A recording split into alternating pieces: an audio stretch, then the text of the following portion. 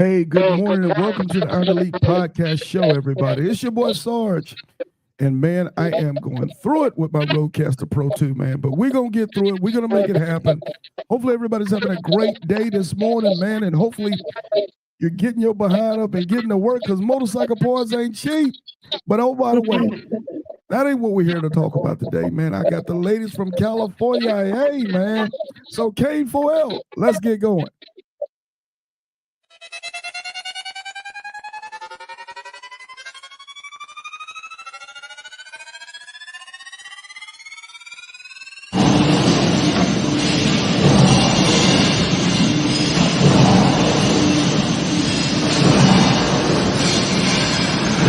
I was asked the other day, hey Sarge, why you never play any fast music on your podcast? It's simple. I'm petty. Hurry up, don't truck it up, rev your motors up. If it ain't clean, get your polish up, big sword. You a real king of the south. If you ain't getting yonder, gotta keep it motorcycle, you dig? Hurry up, don't truck it up, rev your motors up. If it ain't clean, get your polish up, big sword. You a real king of the south. If you ain't getting yonder, gotta keep it motorcycle, you dig? Slide on my road glide, looking so fly, 20-inch rollback, screaming eagle torque pack. I-10 to the end, it's a known patch. If you ain't a ground pounder, pay attention, fall back. We Iron Elite boys, no need for hitting switches. We split lanes and hogging lanes, we on a mission. On our way to CA, we 100 deep. Roll it up, got it roll, run it up, rip it up. Hurry up, don't truck it up, rev your motors up. If it ain't clean, get your polish up, big sword. You in charge, real king of the south. If you ain't getting yonder, gotta keep it motorcycle, you dig? Hurry up, don't truck it up, rev your motors up. If it ain't clean, get your polish up, big sword. You in charge, real king of the south. If you ain't getting yonder, gotta keep it motorcycle, you dig? I'm outside with it, I scrape the town burning loud when the smoke clear up. You know I hardly did it, I'm real gnarly with it. My ride clean when it bling, I show the lean on the scene to get jiggy with it. No did it, get it, I'm well equipped it. My bike side got a side, so you know I'm hit. She dropped it down and split it, backed it up to shift it. Let me kick a little game to you lanes riding around here, giving a set a bad name. It don't matter what you rank or what you claim. When we turn it up, you keep it motorcycling, man. My soul brothers, they roll runners, we rolling deep. When it's time to rally up, it's Black Wall Street. When you see them MCs at the RTE, roll it up, got it roll, run it up, rip it up. Hurry up, don't truck it up, rev your motors up. If it ain't clean, get your polish up, big sword. You in charge, real king of the south. If you ain't getting yonder, gotta keep it motorcycle, you dig? Hurry up, don't truck it up, rev your motors up. If it ain't clean, get your polish up, big sword. You in charge, real king of the south. If you ain't getting yonder, gotta keep it motorcycle, you dig? But Sarge, why you always gotta talk about motorcycling? Sarge, why you don't never talk about nothing else? Look here, man. If you gonna do all that crying, what the baby gonna do?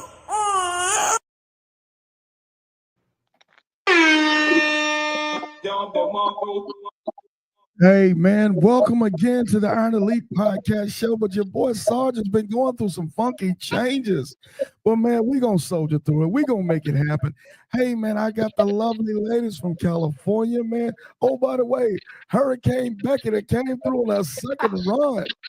And she's got a side chick with her, man. We're going to be talking about that I-10 to the end ride. And I'm going to tell you, man, woo-wee, we got some stuff to talk about. But these ladies did it, man. They did it in class and passion. And oh, by the way, they didn't have it easy now. They had to roll up their sleeves, man. They had to go through it and take a couple bumps and bruises to get across from Los Angeles, California, man, to Jacksonville, Florida, to meet their family here at the Iron Elite Ground Pounders reunion this weekend, man. So let's do this first and foremost, man. Let's give them a round of applause. Where we at?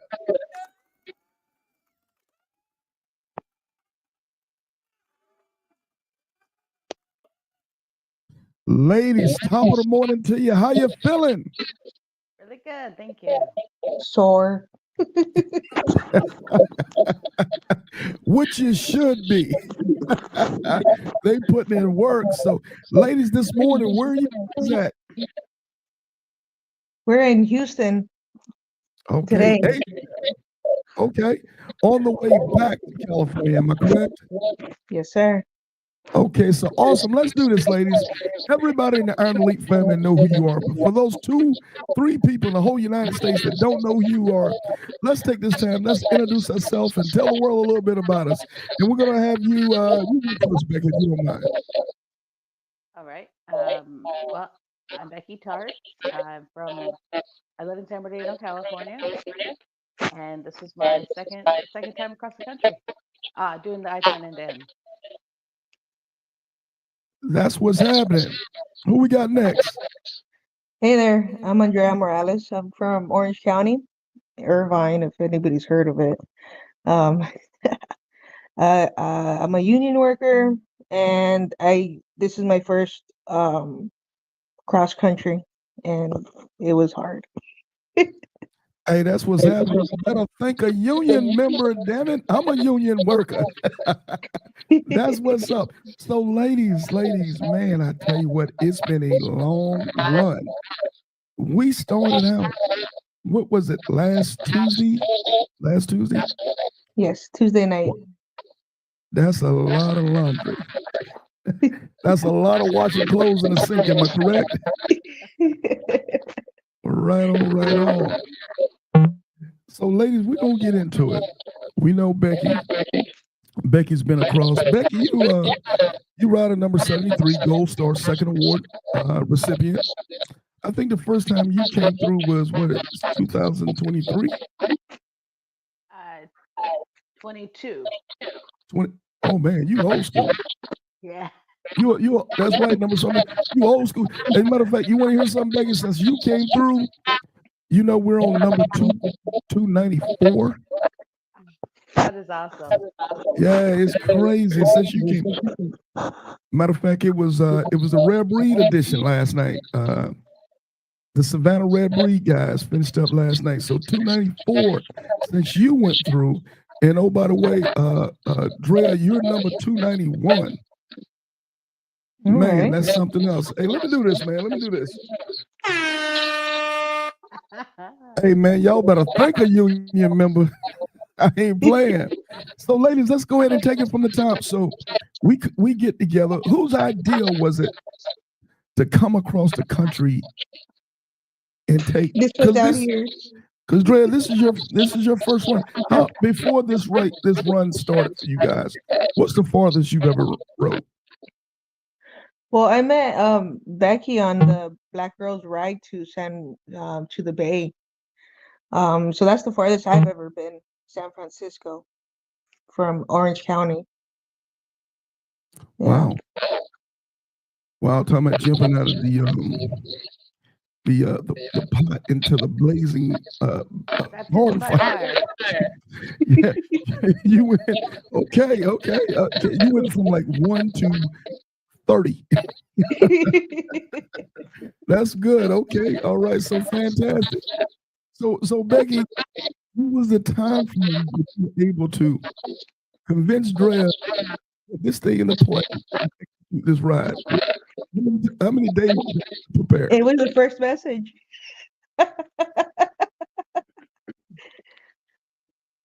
So she reached out to me and she's like, "Hey, do you have any rides coming up?" And I said, "Well, I'm going to Iron Elite in Jacksonville, Florida." And she said, when are you going? Let's do it. It was just that quick. It was quick. Yeah. Well, she said something about she had to rearrange, find childcare, but other than that, we were good. Wow. Okay. Okay. So much for taking a year to prepare. Some people don't need all that much time. That's a little overrated. So these ladies, hey man, they got it together. They had the heart, they had the energy. And they said, "Hey, we're coming to Iron Elite." And oh, by the way, for those that don't know, these ladies had to come across the country at the beginning of the winter. At the beginning of the winter. It's a really bad time to travel. Yeah. That's not the sexiest time to travel, is it not? Definitely not. Yeah. So they had to do it. They had to prepare. They had to get themselves ready. They had to make sure their equipment was good to go, because doing this ride, and ladies, you let me know if I'm correct. Y'all hit almost all 4 seasons. Am I correct? Yeah. Definitely. Hey, from we didn't have any snow. Yeah, from freezing in New Mexico in the middle of the night to burning up in Jacksonville, Florida, or the Panhandle on a Saturday. Am I correct? Yes. Okay. Well, ladies, let's take it from the top and let's get into it. So, Becky, if you don't mind, take us on the first phase of the ride. How do we begin? How do we execute? What time? And what was the mission? What was the goal? The first phase of the first day of the ride. So originally, I planned on leaving about 8 o'clock Tuesday night, riding overnight, making it to like El Paso, about El Paso, that first stretch. But Andrea had school, so we couldn't leave until like 10 was the original. We pushed it back a couple hours. Um, and then, I'm familiar with I don't like to ride on unfamiliar rides at night. So I'm familiar with the 10, that part of the country. So riding overnight was not going to be a problem. And I asked Andrea if she was a morning or night person, and she said she was a night owl. So I was like, all right, we'll do it then. Okay, you know what I'm thinking? I'm thinking this. I'm gonna try an experiment. If let's see what it happens if we both can get on Drea's phone. We'll leave yours open, Becky. Are you guys available that y'all can get on the same phone? Or we'll wait a little bit. I'm just So out of my curiosity. Yeah, all right, I'm hold on. okay. Yeah, folks, we got a bad echo and we've been fighting with it for 2 days. But I've tried everything from standing on one foot to putting aluminum foil on my wires. But we're gonna try something out real quick. Can you still hear the echo? Okay. Let's see. Okay. Okay, say something now, ladies. Good morning. Okay. Becky, can we turn the let's see, I turned my camera off. okay. I'm gonna go ahead and remove yours off the line, Becky. Let me see if I can remove. Okay. Let's see. We're doing some fancy okay, so yeah, folks, we getting it together. We're playing around with this thing to see what we can do. And we're gonna lean in. Okay. All right. Yeah, we can slant your camera up just a little bit. Okay. It's still a little bit. It's a little bit, but it's better. So we'll do that if you guys don't mind for the rest of the show. See if we can make something out of it. All right, we'll work with it. Okay, so where we left off is we left at 8 in the morning. 8 at night, because Drea felt pretty comfortable with riding at night, and obviously you're a veteran of riding on the 10, so you're very familiar with the terrain and the layout. Am I correct? Yes. Okay. So awesome. So we leave Santa Monica Pier at 8, and what happened at that point? Well, that was our original plan. We did leave until 9:30 because you got to school at 8, right? I left around 8, and I got there around 8. No, I left around 9, and then I got to where our meetup at 10. So an hour later, yeah. So around 10 is when we finally got out the door, kickstands up, took our pictures, and headed out. We met at a gas station, a couple at top of Lincoln, there in LA.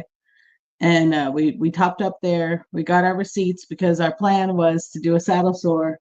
So I told her, I said, take all your receipts, write your odometer number on it, and take a picture with it so we know, when it comes later to get it going.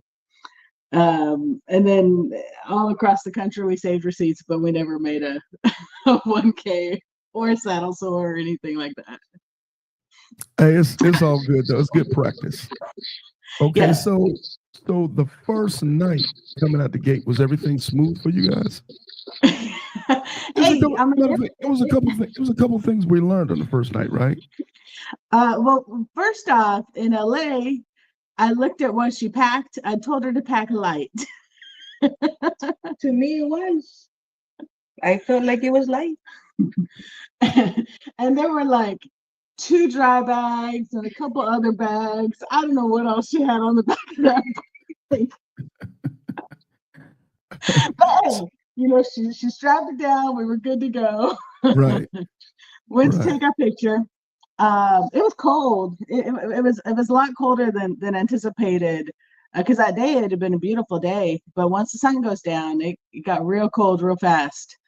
You know, we were both dressed in layers, and yeah, we stopped for fuel, and well, so as we're fueling up, I said, hey, by the way, and this is something I should have asked 2 months ago when I first brought up this trip. How many miles a gallon, or how many miles can you go on a tank? Oh, she answered 110 on a good day.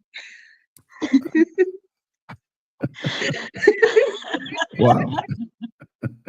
So right there, I knew it was going to be an adventure. Hey, my math is mathing right now. Yeah. Okay. Vulcan, Kawasaki Vulcan 650 cc's. And yeah, I mean, in the city, it's perfect. I don't go too far, so I never really thought about it. But that's what she folks, asked me. folks, I knew it was gonna be an issue. Hey, folks, did you hear what she just said? She had a 650 cc. You a monster. You a monster. Wow. Yeah. Wow. So I knew that we were going to have to stop like 70 miles down the road because there's a stretch, you know, on the highway. We had to make it. Luckily, thank God, you know, I have been on that route. And so I was able to kind of judge in my head and reroute the different gas stops that we were going to be making. So our first stop was in Morongo, and it was cold. It was windy. Yeah, it was that was the beginning of our adventure. So then we stopped in, well, let's see, we stopped at in Palm Springs, just past Palm Springs on Dalton Road. That's your last gas stop, affordable gas stop before you head across the desert of California. And then I was already fading. I was just an autopilot following you. Let's go. So we stopped in Chiriaco Summit, which is only like another 25 miles, 30 miles to get some Mountain Dew so I could wake my butt up, because we had all night to go. And so we got Mountain Dew, and we warmed up. What did you get coffee that stop? I don't remember. Yes. So Drea was heavily medicated, which is another thing I was unaware of. Yeah, me too. Oh, okay. So okay. Yeah, I messed up. I took way too many pills, and I was just on autopilot. I was just So was it for pain or just regular typical medication? My girls got me sick. My girls got me sick. I had a fever. I had a cough. And it was Sunday. Sunday night it started. Monday I slept all day. Yeah. And then Tuesday I took a couple more pills. I didn't think it was going to affect me to the night, but it did. And I don't know. So you were taking medication for a cold. Yeah. Oh, wow. My mom gave me some pills that she bought from a lady, and she's like, here, take one, because these are natural and they're gonna do good for you. They're gonna be, you know, you're gonna do well with them. I was like, all right. About 4 later, I was like, oh. Wow. Okay. Yeah. Okay. So okay, but we're waking up, refreshing ourselves, not even. Okay, so you were okay. So let me ask this: at minimum, were you at least making sure you stayed hydrated? Yeah. Yeah. Yeah. Yeah. Okay, so you were able to fight the sleep monster. So was it? I guess what I'm trying to get at is that okay, dealing with the cold is enough. That just drains the daylights out of you. And then if you ain't careful, if you're not hydrating, that's going to be a bad thing too. And oh, by the way, it's cold outside. Out in the wind. The wind was you're in coming the up. wind. It's cold. Yeah. Hey, shout out to you, man. That's a lot to overcome to ride, because most But people. you kept pushing. Yeah, I didn't want to miss the ride. Wow. Yeah.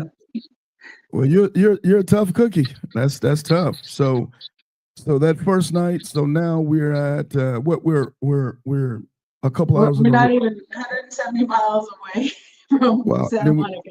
Okay, so Maybe between 120. so in the first 120, we found out we're fighting a cold. We're fighting a cold. We're fighting cold weather. We're packed like the Clampets, like the Beverly Hillbillies. We're packed. Oh my gosh, yes. And then we find out we only get a Hyundai on a tank of gas. Yeah. I mean, because that could be a big thing. Because once, we're talking 100 miles, and we're talking, 2,500 miles across the United States. 25 stops. We're talking about rural California at this point, right? We're talking the desert. We're talking about coming through the mountains, and that time of night, it's not like a ton of gas stations. Yeah. Yeah, okay. For sure. Okay, so we rested for a little while. We got back on the bikes. We pushed to, well, you were freaking out about fuel, and I knew we were going to stop in Ehrenberg, and we had enough fuel, but she didn't realize Ehrenberg was just across the way. So she turned off at Blythe to get fuel. And so we topped up there. And then, 10 miles down the road, we were in the Arizona border. And that was about 3:30 in the morning. I guess 3 in the morning. I didn't look at the time. And then we kept pushing till we got fuel there. And I was like, well, we don't have to stop now. We'll stop again. In Quartzsite, we'll walk around a little bit. And at that point I was getting tired. I was getting tired. That I don't know why I insist on leaving at night, knowing I'm solar powered and I get tired as the sun goes down. Yeah. I'm trying to make that time. I needed to get to Jacksonville by Friday night, right. So I was pushing beyond what I should have been with a new rider who was crazy enough to follow along. Well, let me ask this real quick, Becky. Did you guys have a goal, or did you have a goal for you guys daily where you're looking, okay, we're going to do 600, 800, and, what was the goal? Wanted to do 1,300 the first night. Well, that was ideal. So I figured we would ride overnight, get to El Paso. It would be daylight again. That would give us a renewed spirit in life, and we could push to, my favorite hole in the wall there in Ozona, Texas. So ideally, it would have been 894 minimum, and then push to Ozona. Okay. Wow. Okay. That's pretty. For folks that don't know, man, that's a run. That is a run. Yeah. That's all the night, and probably all the way until lunchtime the next day. Am I about correct? Yeah, that's a hell of a run. Okay, so we chugging along. We done made it to Arizona. What's good now? Everything is good, or we still pushing? So we stopped because, like I said, I needed sleep. I think you were still doing okay, but I needed sleep, and so I was like, "Look, we're gonna stop. I'm gonna rest my eyes for a little while." Now, Andrea was looking for a hotel, and I was like, "Oh no, we're gonna sleep on the bike." She's like, "How are we gonna do that?" I didn't agree to this. My little Kawasaki, how am I gonna sleep on it? So I flip around on my seat and got my head on my bags, and I'm ready to rest. And as she's trying to get comfortable, I said, well, if you go inside, because we stopped at the truck stop, I said, you'll probably find a trucker's lounge and you can sit in a recliner. Right. I found a chair and I just napped until she woke me up. So I think we were there maybe a half hour, just, like I said, enough to refresh me. I reached out to my cousin, who is outside of Phoenix. And I was like, hey, I hope you're home. I'm coming to take a nap at your house. Because I knew it was uncomfortable for her, and he was right off the 10, so we could stop at his house, get some actual rest, and then continue our trip. That was my thought. Okay. So we're leaving courtside after we've rested a little bit. And I'm in this mind, I got to get to, I think it was like mile marker 127 or something. I just got to get to exit 127. We're good. So I'm like focused. Okay, yeah, it's dark, it's cold, but if we can just get to this point, we can rest. So we're going at a nice speed, and I go around a truck. Well, we go around a truck, and then it was too close, and so Drea fell back behind the truck that we were going around. And I was like, okay, no problem. Once that truck goes, she'll catch up with me. I slowed down a little bit, but I wasn't too worried. I knew she would catch up. She'd been doing it all night. And so then we, but so I was, in the zone. I was like, okay, we're still going this mile marker. She's going to catch up, no problem. But she wasn't behind me. And a trucker pulls up, or pulls behind me. The truck that I'd passed pulls behind me, and he's flashing me. And I'm like, what in the world? I didn't do anything wrong. So I slow down. I'm looking for Drea. And there's no single headlight behind me. Wow. I pull over, and another truck, like a moving truck or something, pulls to the side of me. And he jumps out, and he's like, hey, how do you put it? Is that guy okay? Is there a way to reach him? I'm like, excuse me? What? What do you mean? What? Yeah, I have her telephone number. What's going on? I don't know, man. But there were trucks everywhere, and then like he dropped his bike, and my heart just sunk. Because I mean, you don't know. We all know going out there, that things can happen, but they don't happen right as you're on a fresh start, and you don't think things happen. And of course, it's the strongest or the longest stretch of highway. There's no off ramps, so you can't even So I called her. Thank God she answered the phone. I'm like, hey, are you okay? And she did answer, and she was like, I dropped my bike. I don't know what happened, or what'd you put it? My bag locked up my back tire. That's what she told me. I'm like, okay, I'm coming right back to get you. Half an hour later. There was no accident. Well, I mean, just giving some vision to this, folks. Where these ladies are at, we're talking about riding through the desert. We're talking about riding through the desert. So if something happens in an eastbound lane, to turn back around, to get in a westbound lane, to get back to go east could be the difference of several miles before exits. It's not like being in your city where you miss an exit, there's another exit, 30 seconds literally down the road. We could be running 25 miles to get back to you in distance. Am I correct? Yeah. Okay. Yeah. So I did. I was going, and I was like, I got to get back to her. I don't know what's wrong, but I need to get back to her. So I did come across, again, it's pitch black in the desert. But I did, one of those emergency turn lanes that the cops sit at to give you your tickets. So, and it clearly says, emergency vehicles only or something like that. And I'm like, fuck it, they can give me a ticket, They can give me a ticket. I got to get back to her. Right. So I turn around, and it's pitch black, and I'm not exactly sure how far behind me she is, because I wasn't paying attention to mile markers when I passed that truck. And so I'm like, man, I'm looking for a headlight. I did ask her, I said, was she on the side of the road? She said, yeah, I'm right in the center. I said, okay. So I'm driving in the dark, miles and miles, trying to figure out how far back she was, thinking I don't even know how far I've gone forward to get back to where I started, knowing she had a problem. And then I got to find her after that. And so yeah, it was dark, and I'm like, man, there's got to, all these cars are coming by, and but then I saw the single headlight in the. Did you see me coming down the slide? I was too busy looking at my bike. Yeah. So I saw her. I was like, okay, there she is. But then again, you're in a stretch of desert. You can't just drive over the median, start a darn fire in the middle. Yeah. So Because you could risk getting stuck your dang self. Yeah. Yeah.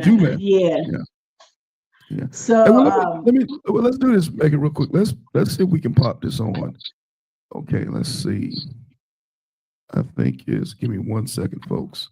Let's see what I can do here. I think is this the one? Can you see what I'm pointing at with the arrow, Becky? We can't see it. Okay, let me try this. I think this is the. Hey everybody, It's not the update I was expecting. We are on exit 69 on I-10 in Arizona. We had a mishap with a bag, and now my friend's bike is it's rolling, but it's out of commission. So we're looking for a ride back to California for her, and I'll let you know what I decide. Take care. Yeah, nothing out there. Let me set this up real quick, ladies. So that night, of course, everybody knows I work the evening shift. So I go to sleep, I wake up, and I got 511 phone calls. And man, they on it. It's hard. I wake up and I see the text, I see the post, and I go, oh my God. Man, damn, this is what's going on. And I thought, but I'm gonna say this too, and if you guys, I'm gonna give Drea one, if she wants to kind of paint the picture of what she was going through, and then from there, Becky, you pick it back up to talk about how the support system came in to support you guys in it. So, Drea, if you want to take it real quick and kind of give us a little synopsis of how you felt and what you were going through. So I was trying to catch up to Becky, and luckily my bike locked up before I passed the damn truck, because I would have been right between his fucking tires, honestly. And so as I was about to pass him, my tire kind of skids to a stop. We were going a good like 70, and so it was skidding to a stop. I got that truck beside me, the semi truck behind me. So I'm looking, and I was like, what do I do? I see the median next to me, where the grass is. I'm skidding to a halt, and I was like, you know what? I could always get myself another bike. And I tossed myself from my bike, and I just did like a tuck and roll, shoom, off to the median. And luckily, the semi truck saw what was happening, so I guess they didn't even like get near me, which was a good thing. And then they all got out and helped me and push the bike to the side and everything. And they're like, "Oh, are you okay?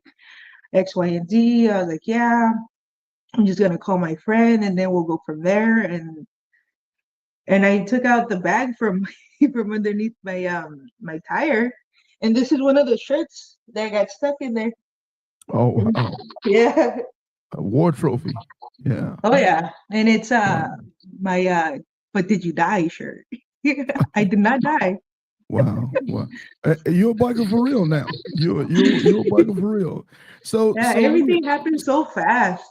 So let me say this, Brad. So you were able to, once the back tire locked up, you were able to slow the bike down enough to get it into the median to find a place to put it down. Was that what it was, or it just went down? I was already on that lane, that left lane, and it was skidding to a stop already because of the back tire being locked. That I just guided a little bit more so I could be closer to the grass. So when I threw myself off the bike, I could land on the grass. I didn't want to hurt myself more than what I was already, And going away from the vehicles, vehicles. Yes, getting away from the semi trucks. Were you hurt? My wrist hurt, and then a little bit of my shoulder. I used what I learned in jiu-jitsu tuck and roll. Yeah, yeah. You know, Yeah. this don't work. That's No, the tuck and roll. I Less things I to threw hurt. myself Yeah, from the bike and I yeah. made myself small and I just Smart rolled. you, smart you, smart Yeah. you. Yeah. And then you had a lot of clothes on it as well. In that, did you have a? Did you? You didn't have a lot of clothes on. Oh, We no, she did, did. yeah. Yeah. It was, Okay. it Okay. was so cold. Yeah, what? Yeah. At least So you had 3 quite or a bit 4 of layers. insulation. Oh wow. Yeah. Okay. So at this point, you know what? I catch back up with her, and she's picked out all the stuff from underneath her tire. She's gathering everything, you know, putting it on the bike, and I'm like, well, will it roll? You know, because here we're in the middle of the median. We have trucks passing us. You know, will it roll? Can we at least get to the other side of other side? And she's like, yeah, I think it should. Hey, hey, D-Bell, D-Bell gonna make it work. So I got on the bike. Hey, he's so My handlebars immature. are like this, crooked. And as I'm going, my back tire has a bald spot. So there we were going, and she was right behind me as we went to the other side or got off the highway. 62. I'd made it to 64 looking back. So she was at 62. I made it to 64 before I knew she was gone. Then to come back, she was at 62, and then we had to get to 69 because that was the next official off ramp of the highway. And then so now it's like 5 in the morning, 5:30 in the morning. Triple A, like we're 2 hours away from you. And the driver will call you. And the driver will call you when he's on his way. And I'm like, okay, well, we're safe. That was the main thing. She's like, I need a shot. She needs a shot. I need a shot because I was very nervous. The adrenaline had worn off. Okay. So I was like, okay, she's okay. Then if she's looking for a drink, we're good. All right. We don't need to talk about that. She was ready. Let's just say she was ready. But I think what you did, Becky, was really smart. When everything happened, of course, you guys called AAA and did what you had to do on the business side. But getting on that Iron Elite page, I think was the smartest, quickest way to help. Oh my gosh, that was amazing. If you guys don't mind, real quick. Let's do that real quick.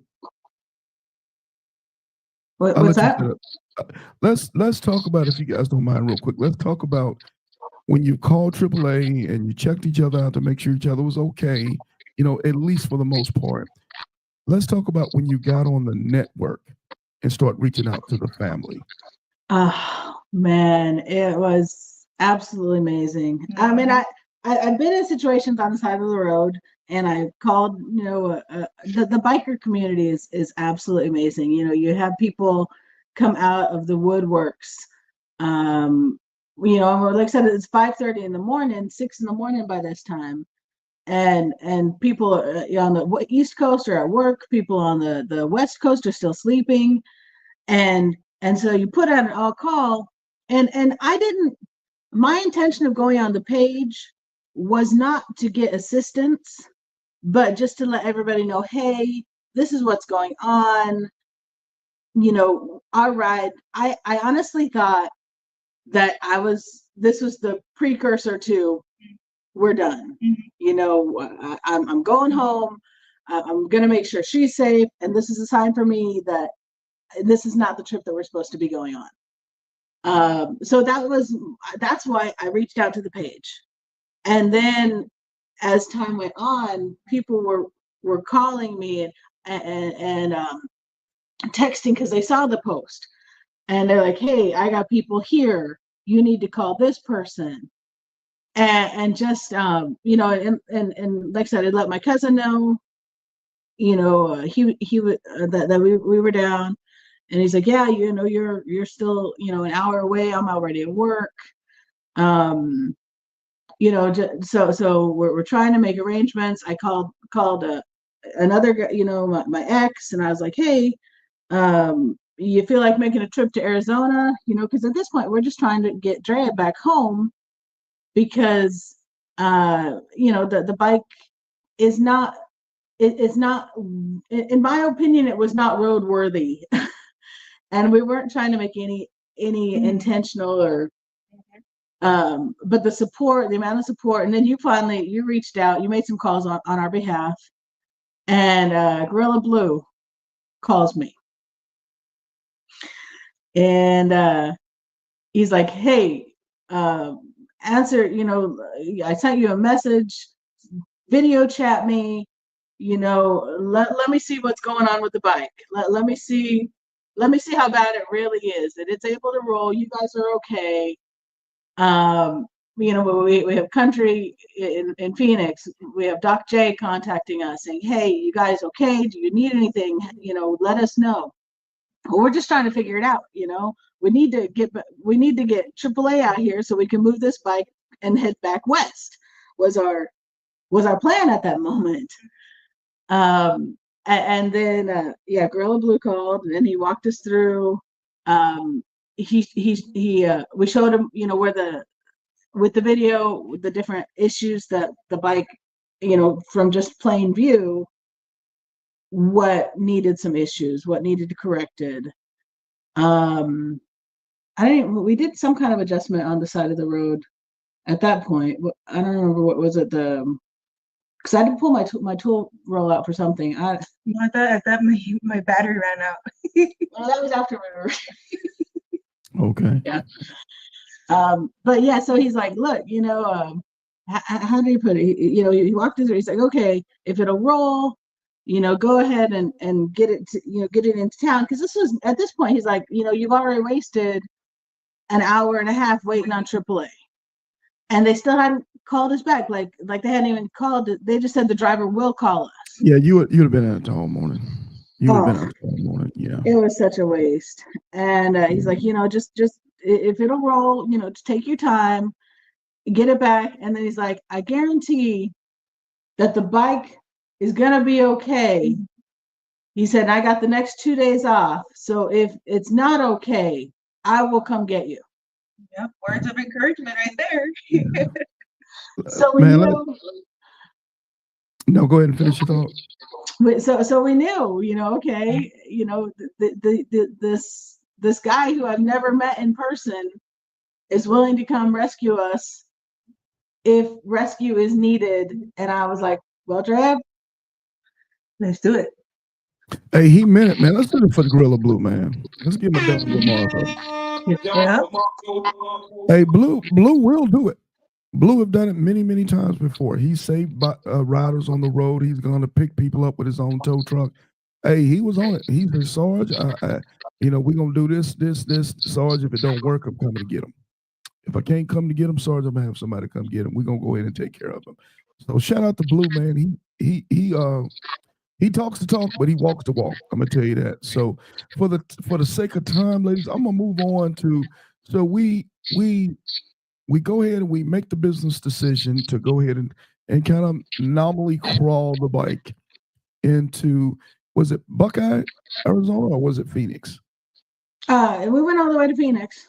Okay, they took it to Phoenix. So from this point, just to let the audience know, from where you guys were to Phoenix, we're talking, what, an hour and a half, maybe? Yeah. Okay, about an hour and a half, because you're pretty close to the state line from Arizona to California. So we get it in. Doc G, no, go ahead. Yeah, she gave us the name of her. Well, you told us to have it checked out, and you said, do me a favor, just have it checked out. Just have one of the brothers check it out for my own peace of mind and your peace of mind. Let's have it checked out. And so we ended up at the mechanic there in I think it starts with Sheenan. Yeah. And it's like live. All my Arizonians, man, I can't remember the name of that town, but it's right outside of the Phoenix area. It's right outside of Phoenix. Okay. Yeah. So we were over there, and And so he's checking out the bike. It's gonna take a couple hours. Country's reaching out, and he's like, "Hey, come to my house." Oh, she's got the business card here. Yeah. So it's Live Fast Cycles in Tempe, Arizona. Shout out to Live Fast Cycles, right? Live Fast Cycles. And got on it, got that bike taken care of. Yep, he got us a new rear tire. Fixed my handlebars. Okay. Yeah. Okay, so he had to do a repair on the handlebars. Probably I'm sure had to readjust them and tighten them, torque them down. At minimum, had to put your brand new tire on them. Am I correct? Yeah, rear tire, and adjusted the shifter a little bit, right? A bit, yeah. My shifter, my gear shifter was all crooked, so you had to adjust it back. We're gonna talk about that Wesley gear shifter in a minute. Oh no, that was the next part. That was a couple days later. Okay, yeah, for time, because I know we got a ton of time, so we're gonna tell folks about when. So we got back on the road safely, and Dr. J wanted us to stay. And I was like, no, we got to keep going. We got to get there by Friday. We don't have time to waste. And then 2 hours down the road, I was tired, and we got a hotel. So at that point, you only got a hotel in what, Tucson? It wasn't even Tucson. Not bad, but it was pretty. Okay, but again, folks, for the ones that don't know what we're talking about from Phoenix to Tucson, or from where they were in Tempe. We're gonna say, about 150 miles. Yeah. 150 miles.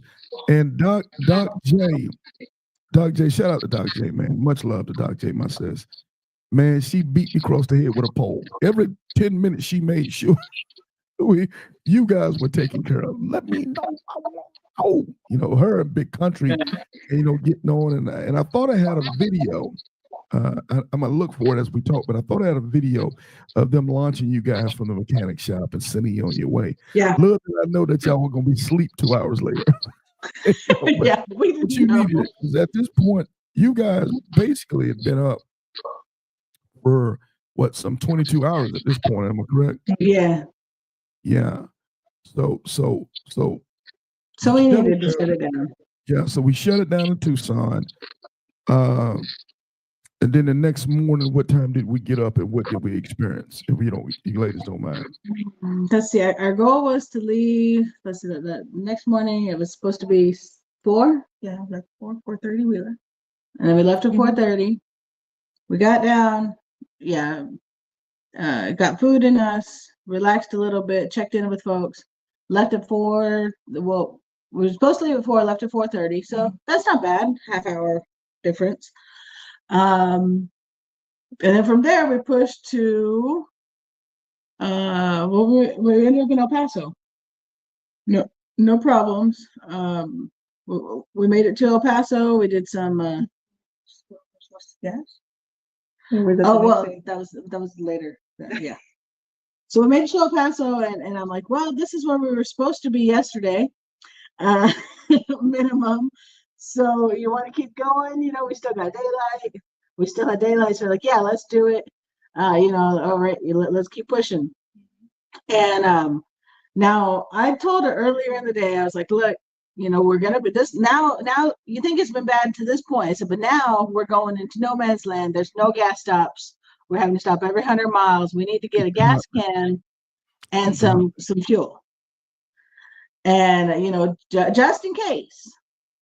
And so she had a bottle of water, empty bottle of water. She's like, all right, we'll put some. It was a 10 liter.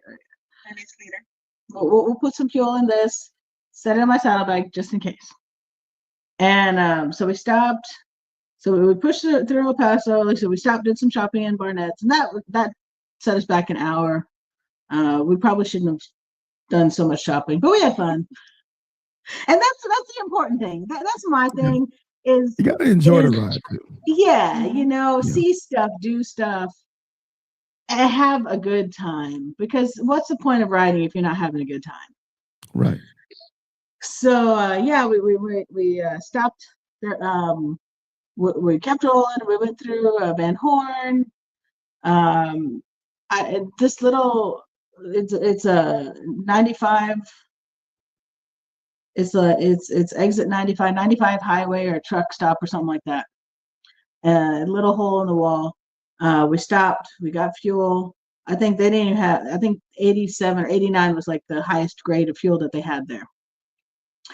And but we put fuel in the tanks, put fuel in our bottle, and we kept rolling because we're going across the no man's land now. And Drea tells me, she's like, "Hey, why are we taking so long? Let's speed it up." And I'm like, "Well, because we're conserving fuel because this next stretch is 100 miles." We can't. It's real back there in the gauntlet. It's real. So I was like, "All right, just know we have 100 miles." So it's all right. I got my fuel. We're good. Okay, Drea, what happened? I didn't know Texas had a lot of different smells, and I thought my bottle was leaking. So I grab it from my saddlebag. I inspect it. Okay, I'm gonna put it back right now when I do this turn. Boop! It ran out of my hands. My bottle of fuel. And I was like, "Oh my God! I hope I don't need that." I kept on going. Wow. You did you need it? You were lucky. Technically, no, because I was on and she was on fumes. I was biting my nails the whole way. Wow. Like when my tank started blinking, I was biting my nails. When are we gonna get there? I hope I get there. It's so dark. I don't want to stay here. Going up a hill. Oh my God. You sure don't want to be out there at night stranded. You do not. Oh no. Wow. And as soon as we got off, where did we go? Ozona? Oh my God, I was so happy. I celebrated with the bitch. She's like, "Becky, I want to hug you." Wow. I was like, and she's like, "But I gotta tell you something." I was like, "Okay, hold on," because I knew there was a story coming up. Let me record this. Yeah. It's there. And yeah, so I think I might even. Let me see what I got. I might even. You probably have it there. Give me 1 second. Let's see. Not this one. Not this one. Hey everybody, it's not the update I was expecting. Get out of this one.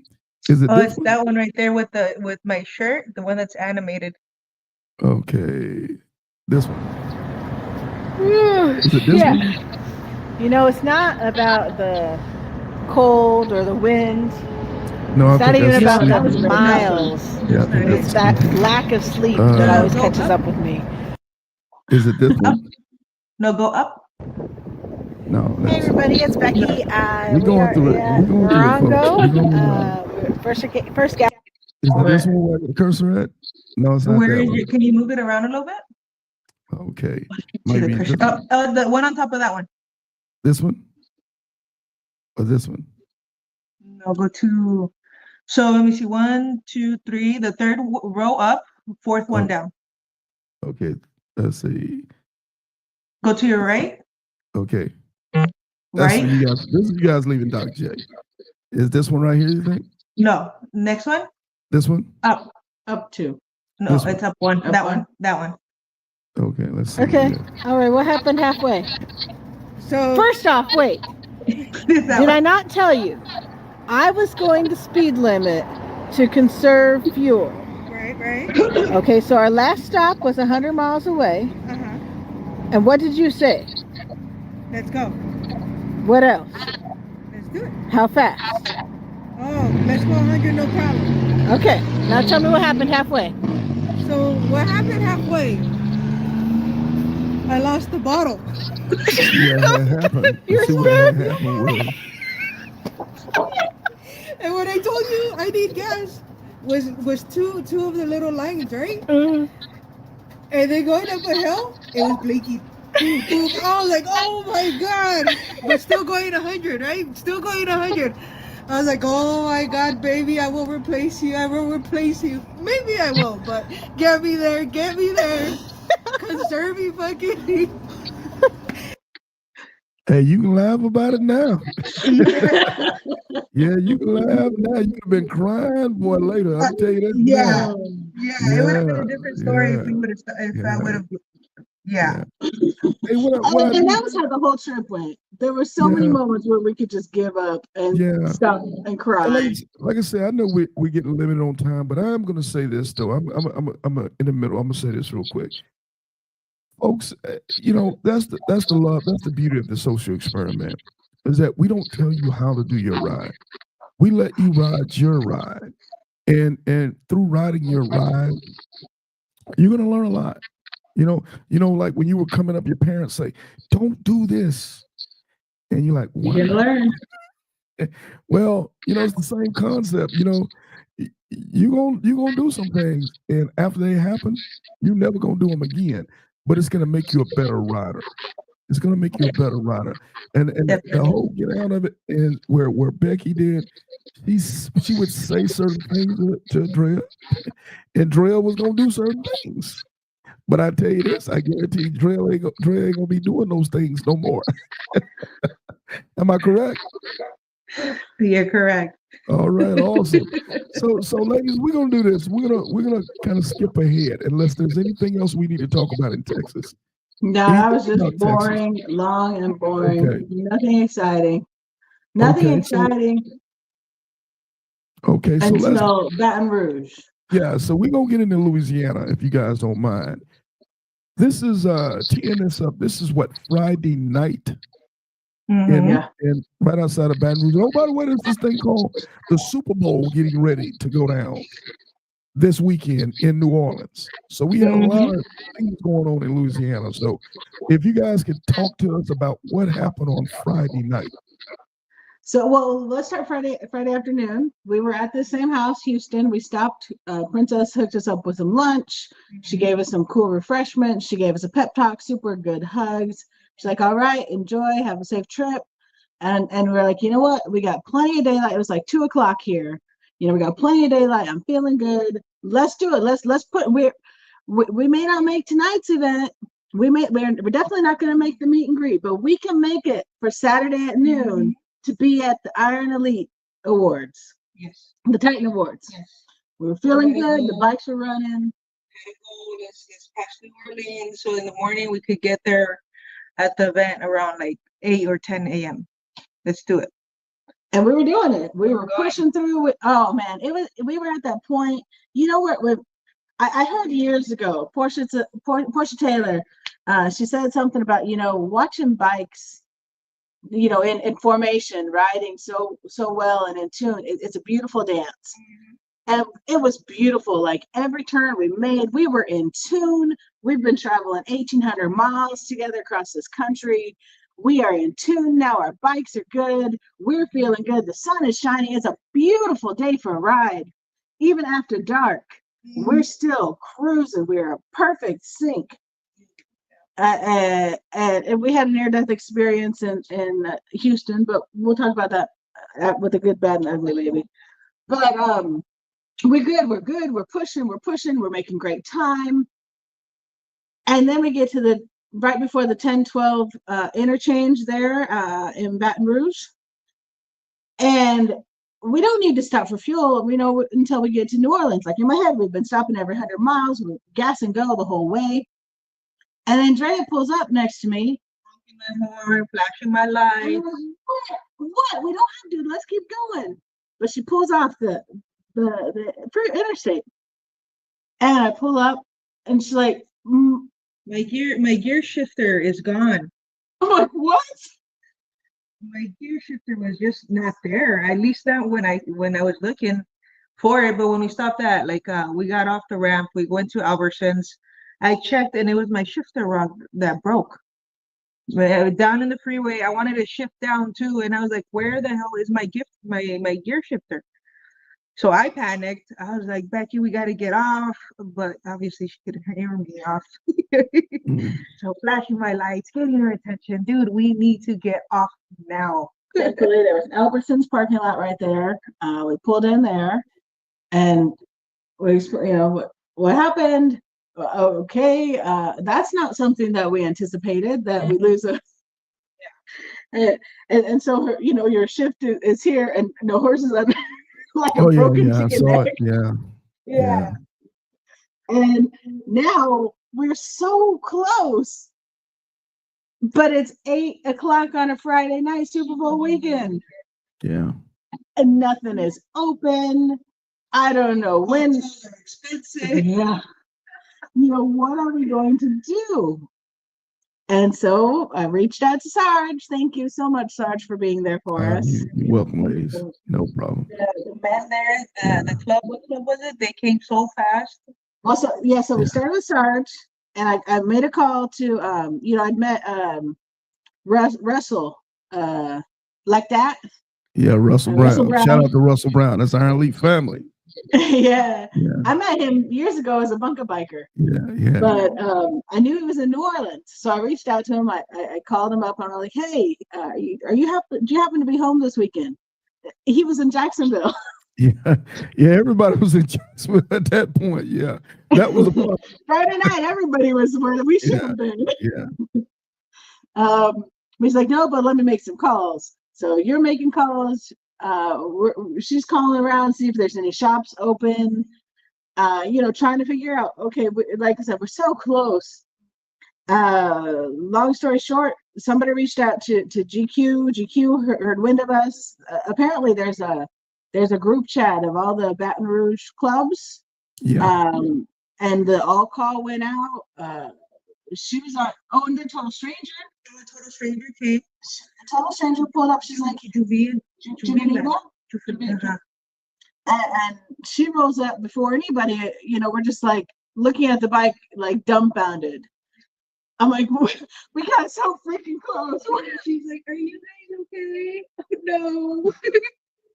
She takes me to Home Depot because I had the brilliant idea to Mickey Mouse it with the all thread, but it turns out that my shifter rod is reverse thread.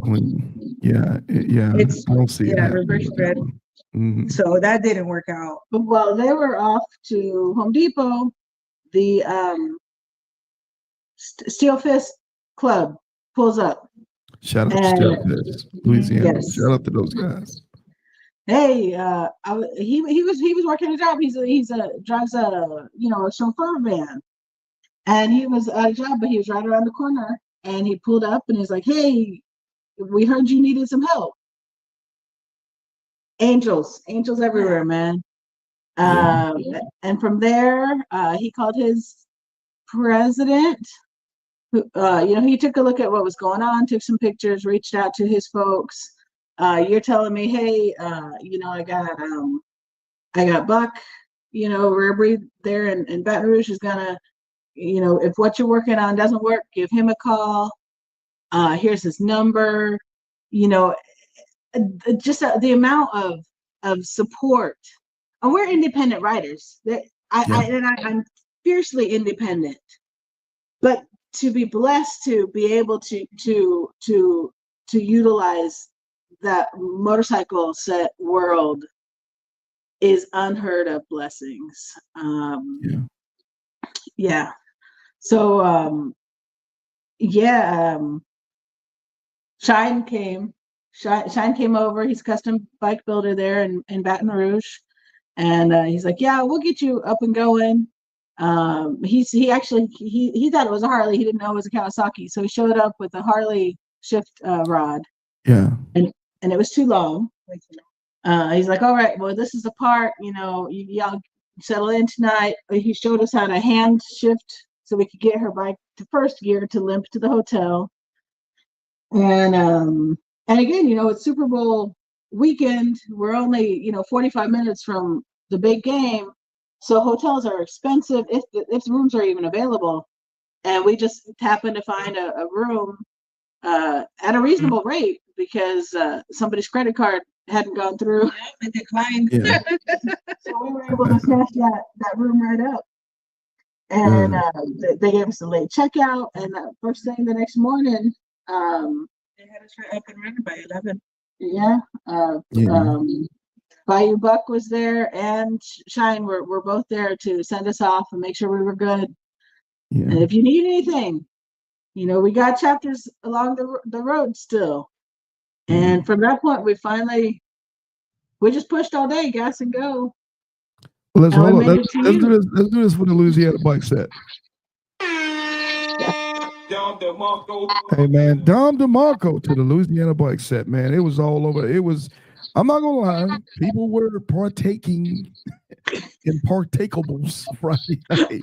But man, everybody, as soon as we got the word out, you'd be amazed how many cell phones were ringing and calling in the lobby, trying to assist you guys and get people. Matter of fact, I think at one time you had too much help. But that's a beautiful thing. That's a blessing. So again, this whole get out, this whole Iron Elite family, this whole motorcycle get out, man, it's a beautiful thing when you cross state lines and you make relationships, because those relationships can be lifesavers going across the country. I can tell you. Is that fair, women, ladies? Yes. Okay. Absolutely. So we're gonna do this. We're gonna do this for time's sake. We're gonna go into the final segment. We're gonna wrap it up with the good, the bad, the ugly. Now I think we've seen a lot of ugly. It's a lot of ugly, but there was a lot of good because of that ugly. Exactly. So as now we're in the last stretch, we're feeling ourselves, we're smelling ourselves, we're strong. We got all this going on. So I'm gonna have you take it first, Drea, because you're the first time. When you made it to Jacksonville and you made it to that hotel, take me from there, how you felt, what it was, and give me your final thoughts, if you don't mind, about the ride. It was an accomplishment, a big accomplishment. A lot of riders were telling me that most people that ride don't even get out of their city. So to hear that and to know that I'm 28 and I did it, it's a beautiful thing. And I was so blessed with that. Everybody helping out along the way. I did give up in the first incident, but then I got words of encouragement from everybody, and that helped out a lot. So when I was in that hotel, when I saw all you guys, I got my little patch. Oh my God, I'm surprised I didn't cry. I cried. I'm surprised I didn't cry, but yeah, I loved it. I would do it again in a bigger bike though, with the windshield. Wow. Hey, so real quick, because again, you my rookie rider. You're not a rookie no more. But let me say this: was it everything you thought it would be? Was it harder? Was it easier? Was it? I didn't expect the community. Honestly, I thought we were going to just be by ourselves. And to get that support was amazing.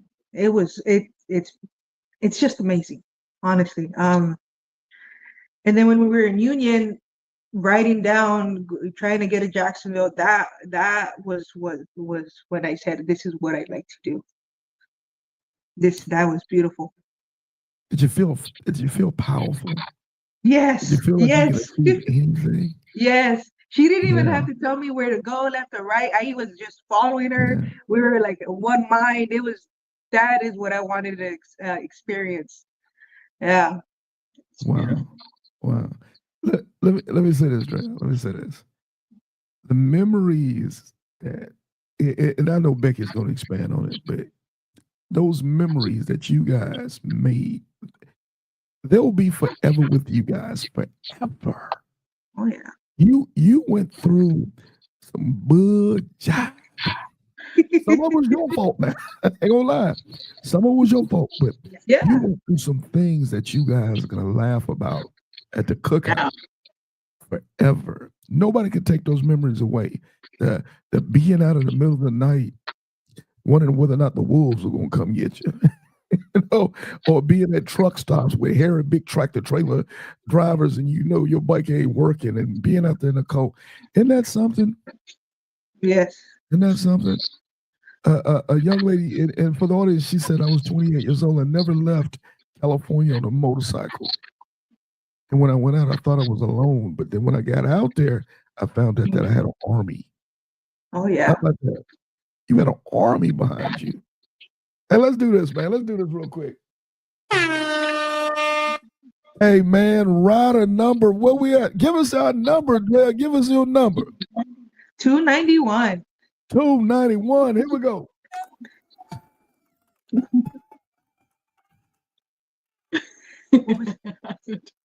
Hey, congratulations. At this point, you are a highway bully. Let's do it. God bless you. Any final words, Dre? Any final words? No, thank you very much for this experience. I will do it again. Hey, right on, right on. Much love. So, Becky, take us home. What we got, Becky? What we got? Ooh-wee. All right. Well, we always saw the ugly. We don't do that. The good is being able to be out there and riding. You know, I told Drea, I said, you know, a distance ride will either make or break a friendship. I barely knew this lady. we traveled together from LA to the Bay. Caught up with each other during the year. You know, a different ride to events. But the heart and the consistency and the persistency, watching her grow and expand, even the simplest thing as going from 4 different bags to being able to condense and pack it down, watching her learn. I mean, that's where I get my joy, to see other people grow and expand and to learn to love this life that I've chosen to be in. And the families I got to meet. I've never met her parents or her kids, but I got to meet her aunt and her cousin in Florida, and to be embraced as part of their family. It's awesome. And I'm so proud of you. You did awesome. You're so well. We still got a few more miles to get home. But it's going to be a good time. Absolutely. Sun's shining though, so we got to go because we're burning daylight at this point. That part. Ladies, I'm so proud of you guys. So Becky, she's a gold star recipient. Rider number 73. She's been around a second time around this here country of ours. And oh, by the way, she took a young lady with her, a novice rider with her. When I say novice, I mean long distance. And she took her across the country, and they went through some whole Thelma and Louise type stuff, man. And they trying to make their ride back home. So let's do this for Becky real quick. Let's do it.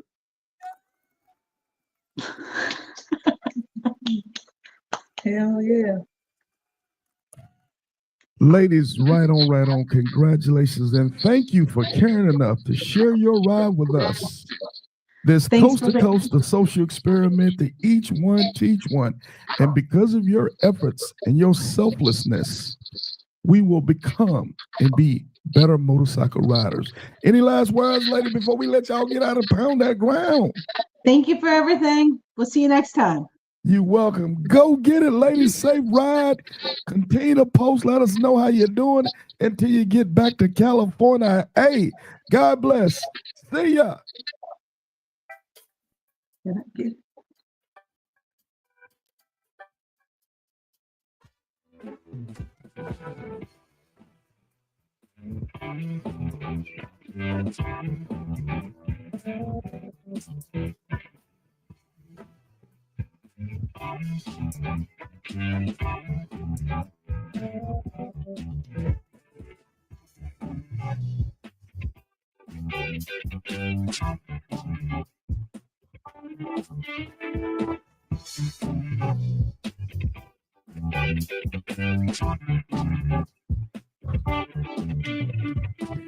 Hey, there you have it, man. Becky Tarts, Andrea Morales, riders number 73 and riders number 19291, man, respectfully.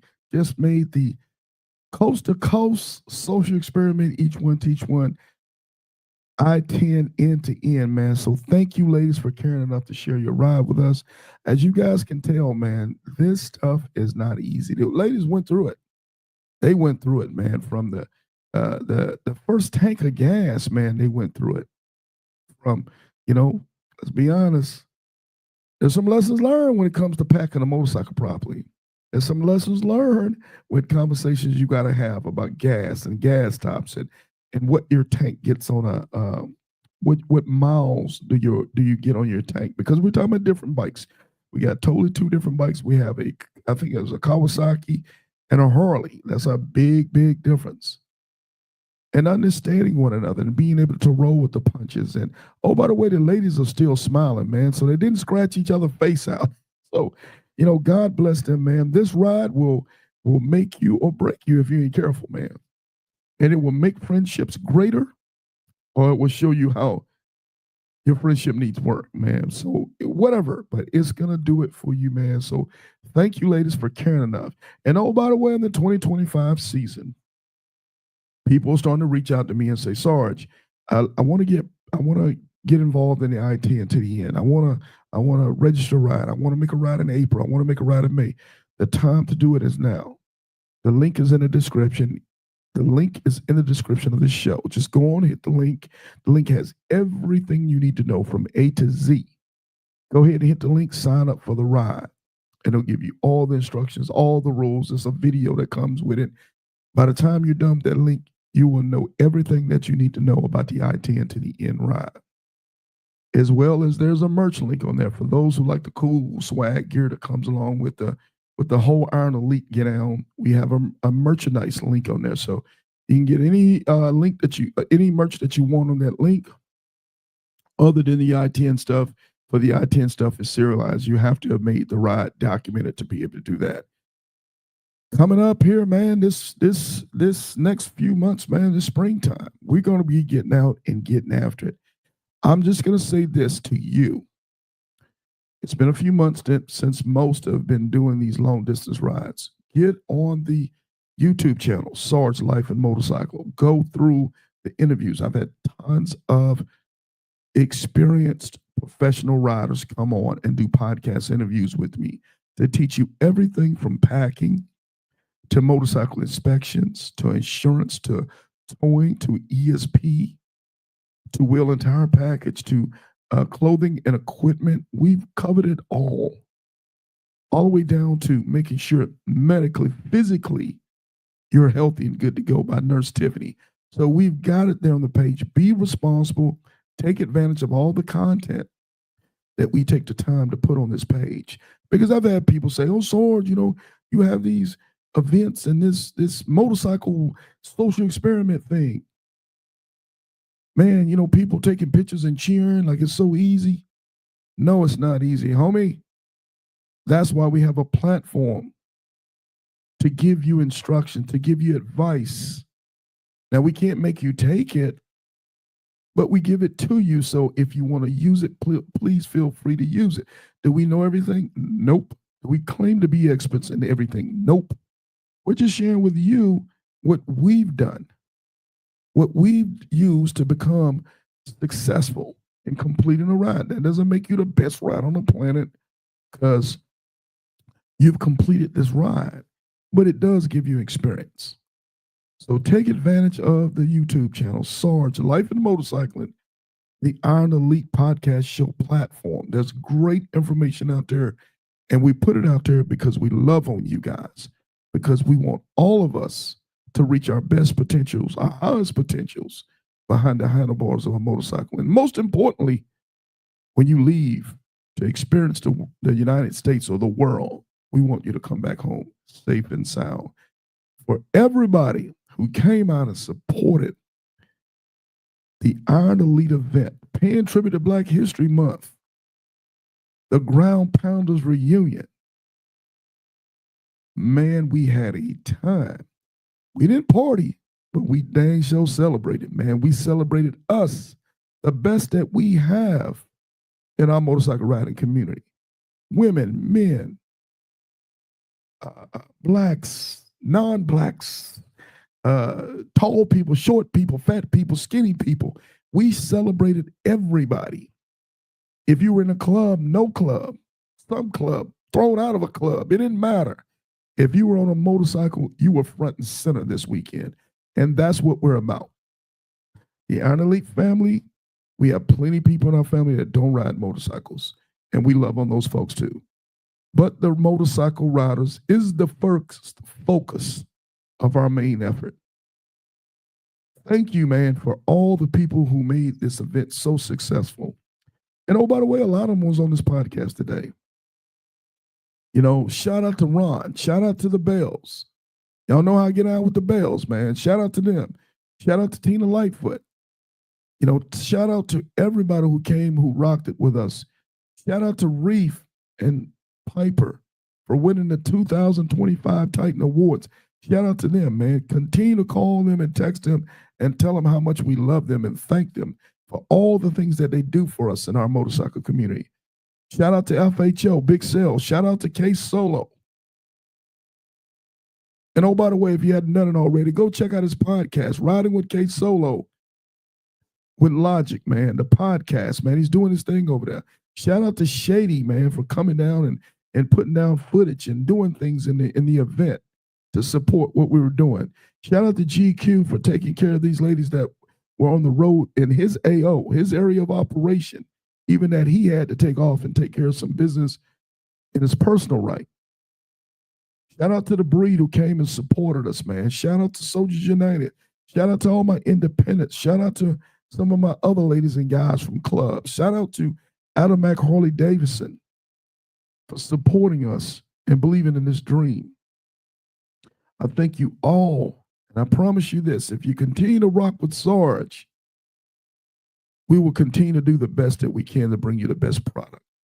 Shout out to the wife, man. My operations officer, who takes care of all the behind-the-scenes stuff, whether it's getting riders registered, whether it's getting posts done, whether it's getting your merch mailed to your house, whether it's getting your patches done, whether it's behind-the-scene video in your interview. She makes all that stuff happen for us, man. I'm just a guy who's in front of the camera and behind the mic that's trying not to run it off the road, man. So thank you to Wolf and Come With It and Triple C and Beatdown and Slow Motion for helping me set out. Thank you to my stepdaughter Deanna and her fiance Jared. And oh, by the way, the grandbaby, man, Zarai, everybody out there trying to make this thing happen. Alicia, thank you. Her and her husband were helping out under the tent this weekend, man. So many people. You know, DJ Warlord with Fleet DJs, man, spinning and making sure we had music to keep people's feet patting. There's so many people, man. Shout out to my South Florida crew for coming through and working their butt off. Tommy and Anna and Joe Fan, man, they were getting it in. Thank you to everybody for believing in the dream, man, because I know how it is, man. Not everybody is going to be on board with your crazy ideas. Not everybody's going to be on board with your crazy dreams. But you guys are, man. This whole I-10 to the end is truly a social experiment more than it is a ride. It's going to teach you more about yourself. And if you're riding with a crew or you're riding with a married couple or fiancés or boyfriends and girlfriends, it's going to teach you a lot about your relationship. How do you deal with adversity when you're tired and you're dealing with sleep deprivation and crazy weather and construction and those type of things? How do you deal with it? And what are the steps that you're going to take to make sure that you guys are successful in your ride? But I think after that, man, my time is done. I've been on here probably 30 minutes longer than I anticipated this morning, but I want to let you guys know how much I love you, how much I care about you, and how much I love this platform. If you would be so kind, reach up, man, and hit a like, shoot a comment to us. If there's shows and additional things that you would like to do or like to hear, let us know. Inbox us, let us know. Subscribe to the channel. If you'd also want the channel to be even bigger and better, donate to the channel, man. Everything that you guys donate to the channel, we put back in for the betterment of the channel, whether it's better audio equipment. And right now, my dang mic, I'm about ready to throw it in the trash can. Anyway, better cameras, better computer system, better MacBook technology, better software to make this show a very, very professional podcast show for you to enjoy, for you to take pride in, and oh, by the way, for you to share. So my guys, Lord Jamar, Leak, my Red Breed Savannah guys, man, much love. They made it across last night, safe and sound, did they things. They were rider, I want to say 293 and 294. I'm sorry, 292 and 293. I want to say, forgive me, wife, I ain't got a spreadsheet in front of me. I believe that's what their rider numbers are. They just finished up last night. Let's keep them in our prayers, man. They're in California, but they're on their way heading back to Savannah. And we're going to be bringing those guys on. We're going to be talking about their epic ride. If the Breed Edition last night just successfully came across, man, did that thing like it was nobody's business. So more to come, man. Again, more to come. 2025 is going to be our year, the year of the motorcycle riding. So in the meantime and in between time, man, y'all keep it motorcycling. You dig? Peace.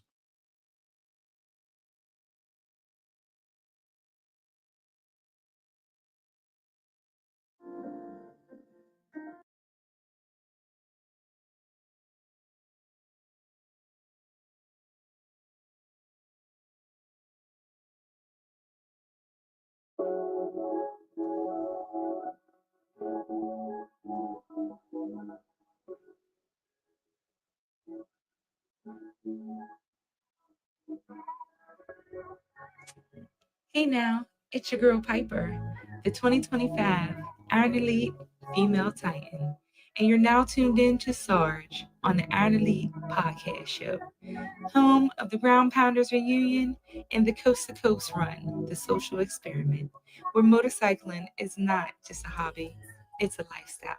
You dig? Now like, share, subscribe, and follow for all things motorcycling, and I'll see you on the sled. What's good, people? This is Relief, Relief K Solo's official ITE and 2025 Titan. Come to you from Sarge's Iron Elite Podcast. Need y'all to like, subscribe, and share, and tune in to stay abreast of all the latest Iron Elite news. This is the Mileage Bully, Motomob CEO, and your 2024 Titan. You are now listening to Sarge on the Iron Elite Podcast. Like, share, and subscribe. If you're not listening to the Iron Elite Podcast, what are you really doing? Because we are talking motorcycles over here. You dig? Hey y'all, it's Snacks reminding you to tune in to the Iron Elite Podcast. You dig? Ladies and gentlemen, boys and girls, this your man Kodak the Most Hated, coming to you live from the Iron Elite Podcast with my man Big Sauce, where we always keep it motorcycle. Don't forget to like, share, and subscribe to the channel. You know what it is. Hey, it's your boy Low Key. Y'all know I roll with Big Sarge and the Iron Elite, home of the Titan Award and the Ground Pounder Family Reunion. Each one teach one. You dig?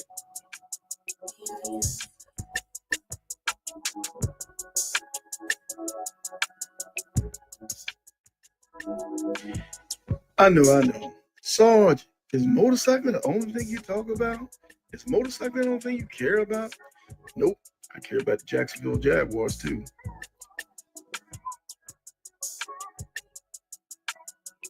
I was asked the other day, hey Sarge, why you never play any fast music on your podcast?